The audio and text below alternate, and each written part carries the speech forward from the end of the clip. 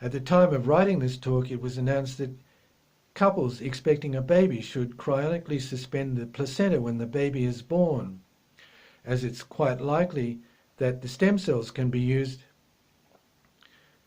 not only to increase the lifespan of the child another 30 years or so, but can also be used to regenerate new organs and new neurons in the brain in later life. Stem cell therapy has been around for decades.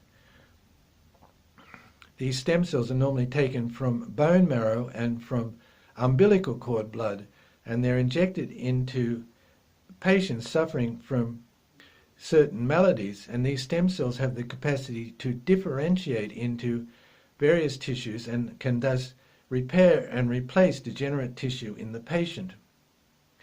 However, stem cell therapy has its limitations. These stem cells cannot differentiate into all tissues. They cannot be used to regenerate new organs in the body, and they are often killed by the recipient's immune system when they're injected into the body. Currently, stem cell therapy cannot be used to regenerate new neurons and new connections between the neurons in the brain. Also, the effectiveness of stem cells decreases with the age of the donor.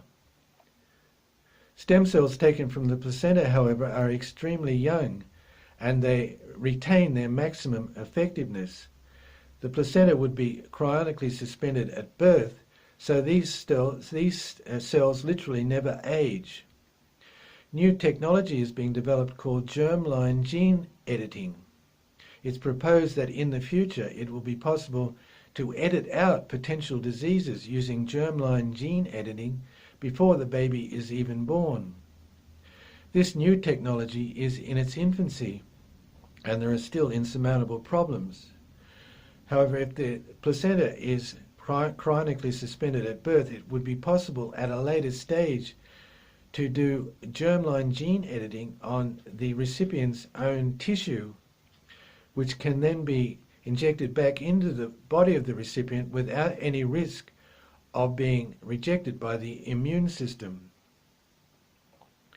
Made from maternal and fetal tissue, the placenta is a rich source of stem cells that can turn into any cell that the body is in need of. Also, the placenta is a major cerebral endocrine gland that secretes many hormones before the development of the embryo brain that normally secretes these hormones. It's reasonable to assume that stem cell therapy using tissue from the recipient's own placenta would be able to regenerate new neurons and new connections between the neurons in the brain. The placenta is part of the conceptus, and throughout gestation is responsible for the growth, development and nourishment of the fetal body. It's therefore reasonable to assume that stem cell therapy using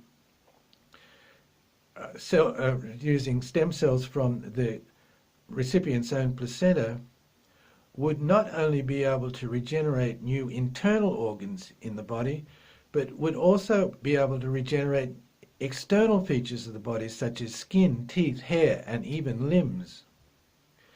Most stem cells traffic through the body through the circulation system and are guided by surface cell markers that lead them to their destination.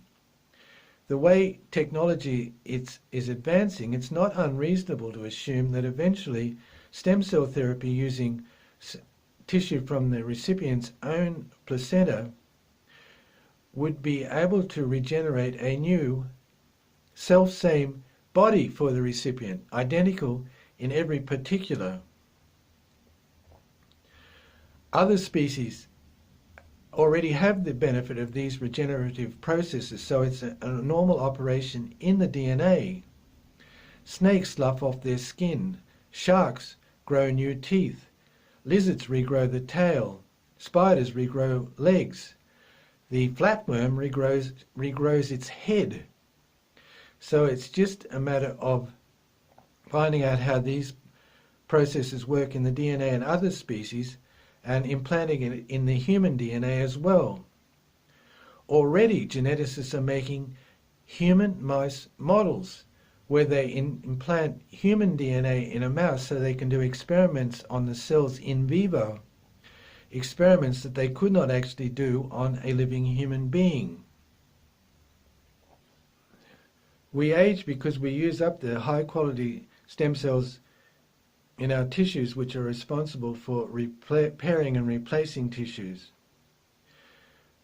By injecting cells from the placenta, you would be able to have that renovation process at the same level that you had when you were young. So the objective is to re-energize the regenerative engine in your body that keeps you young. In my mind, in the future, we will all be getting booster shots of these cells on a regular basis. Companies developing this technology are currently having great successes cryonically suspending placentas that are routinely discarded by hospitals. The placenta is designed to exist in an unrelated environment, neither rejecting it nor being rejected. A pregnant woman shares only 50% of her DNA with her offspring, but her body does not reject it. So cells taken from the placenta can be used in other patients, giving access to people who didn't have the benefit of banking their stem cells. But obviously the optimum process is for the baby's own placenta to be cryonically suspended, where it can stay in storage for decades for the sole purpose of the preservation of that unique individual. Startup companies pushing cryopreservation of the placenta estimate it will cost a couple of $1,000s up front and a couple of $100 a year after that. If you want to know more about this, you should contact a company called Cellularity in Warren, New Jersey.